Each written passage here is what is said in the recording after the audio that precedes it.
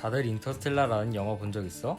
크리스토퍼 놀란 감독의 SF 대작이라 불리는 이 영화는 내가 가장 좋아하는 영화 중 하나야. 나는 이 영화를 처음 보고 나서 블랙홀이라고 불리는 불가사의한 천체의 매력에 푹 빠져버렸어. 인터스텔라의 스토리를 풀어가는 핵심 소재가 바로 블랙홀이거든. 아마 천문학이나 과학에 큰 관심이 없는 사람이라도 블랙홀에 대해서는 한 번씩 들어봤을 거야. 이렇게 블랙홀은 누구나 알고 있는 유명한 천체지만 동시에 우주에서 가장 기이하다고 손꼽히는 미지의 천체이기도 해. 자, 주목! 이제부터 블랙홀에 대해 설명할 거니까 귀 좀 끗하고 들어봐. 지난 시간에 설명했던 초신성 폭발과 중성잡을 기억하지? 블랙홀은 초신성 폭발 이후 별의 잔해들이 주변으로 날아가고 중심에 남은 질량이 태양의 약 3.5배 이상 됐을 때 만들어져. 그 정도로 큰 질량을 가진 별들은 중력이 너무 강해서 중성자 별이 되는 대신 중력 붕괴를 시작해. 그렇게 중력 붕괴가 일어나서 모든 질량이 점 한 군데로 모인 엄청난 질량을 가진 천체가 바로 블랙홀이야. 블랙홀은 한마디로 중력이 너무너무 강해서 빛조차 빠져나갈 수 없는 천체야. 빛까지 빨아들여서 우리가 볼 수 없는 검은 구멍이란 뜻으로 존 휠러라고 불리는 물리학자가 블랙홀이라고 이름을 붙였어. 그런데 블랙홀은 어떻게 빛까지 삼켜버릴 수 있는 걸까? 이걸 생각하기 위해서 탈출 속도라는 개념을 알아야 돼. 지구 표면에서 야구공을 던진다고 생각해보자. 야구공은 높이 올라가다가 결국 다시 땅으로 떨어질 거야. 지구의 중력 때문이지. 그런데 우리가 충분히 빠른 속도로 야구공을 던진다면 야구공은 지구의 중력을 벗어나서 지구로 다시 돌아오지 않을 거야.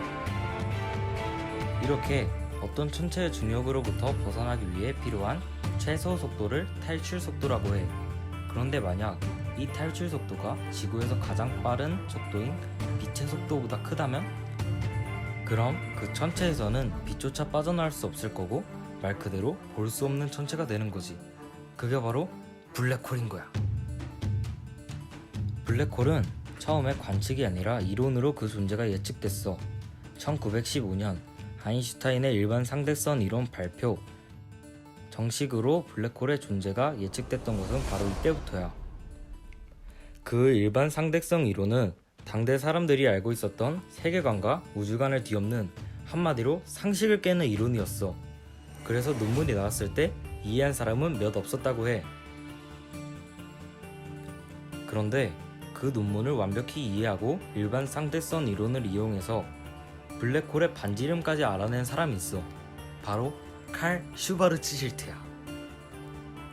슈바르츠 실트는 커다란 천체의 질량을 아주 좁은 곳에 밀어넣으면 중력이 너무 세져서 빛조차 빠져나올 수 없는 영역이 생긴다는 것을 알아냈어. 바로 그 영역이 블랙홀인 거야. 우리는 슈바르츠 실트의 이름을 따서 블랙홀의 반지름을 슈바르츠 실트 반지름이라고 해. 그리고 블랙홀의 질량이 클수록 슈바르츠 실트의 반지름도 길어져. 이론적으로는 질량이 비교적 작은 천체도 블랙홀로 만들 수 있어. 바로 그 천체 질량에 해당하는 슈바르츠 실트 반지름보다 작게 압축하는 방법으로 말이야. 지구를 블랙홀로 만들려면 지구가 질량은 그대로 유지한 채로 반지름이 9mm인 10원짜리 동전만큼 작아져야 돼. 와우! 얼마나 좁은 곳으로 질량을 밀어넣어야 하고 어느 정도의 초고밀도인지 감이 안 오지? 슈바르츠 실트 반지름 밖으로 빛이 나올 수 없기 때문에 그 안에서 일어난 사건을 밖에 있는 누구도 알 수 없어. 그래서 그 블랙홀의 경계를 사건의 지평선이라고 부르지. 사건의 지평선을 넘으면 다시는 블랙홀을 빠져나올 수 없어. 사건의 지평선 중앙에는 특이점이 있는데 사건의 지평선을 넘어간 것들은 모두 특이점을 향해 빨려 들어가. 일반 상대성 이론에 따르면 특이점은 부피가 0이고 밀도는 무한대야. 어떻게 부피가 없는데 밀도는 무한대일 수 있는 걸까? 들으면 들을수록 블랙홀의 정체는 참 기묘하다고 생각이 들지?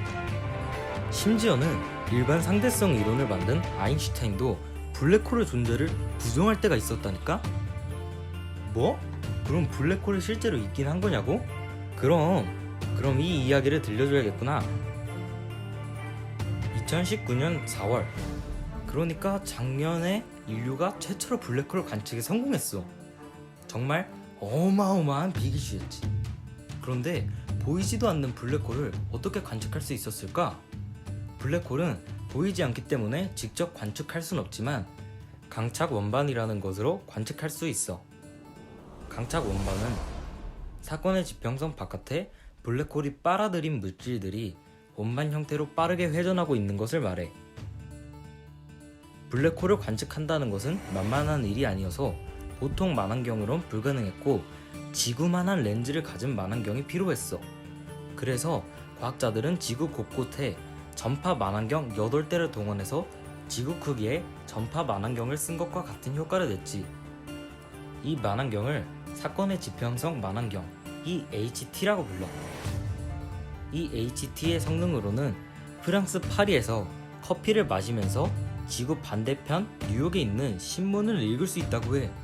정말 엄청나지? 이 망원경으로 2019년에 관측한 블랙홀은 처녀자리 은하단에 속해 있었고 포웨이라는 이름이 붙여졌어. 다시 한번 말하지만 이건 인류 역사상 최초로 블랙홀을 관측한 거였어. 그만큼 그 의미도 무척 컸지. 영상 앞부분에서 블랙홀이 아인슈타인의 일반 상대성 이론에서 예측됐다고 한 거 기억나? 이론으로 예측된 천체인 블랙홀의 직접적인 관측은 곧 일반 상대성 이론의 증명을 의미하는 거야. 또 이 관측은 블랙홀을 관측해서 연구할 수 있는 시대가 열렸다는 것에 의의가 있지. 자, 오늘의 이야기는 여기까지야. 어디선가 들어본 블랙홀이라는 신비한 천체에 대한 궁금증이 조금이나마 풀리고 우주의 신비함에 대해 충분히 느꼈길 바래. 그리고 작년에 처음 블랙홀이 관측되었다는 게 어떤 의미인지도 잘 전달됐다면 정말 기쁠 것 같아. 이제 별의 삶과 죽음에 다뤘던 파트 1, 초신성 폭발과 중성자 별에 대해 다뤘던 파트 2, 그리고 블랙홀을 다룬 이 영상을 끝으로 별의 일상이라는 주제가 마무리되었어. 우수시전 프로젝트로 다른 주제의 영상들도 기획 중이니까 조금만 기다려줘.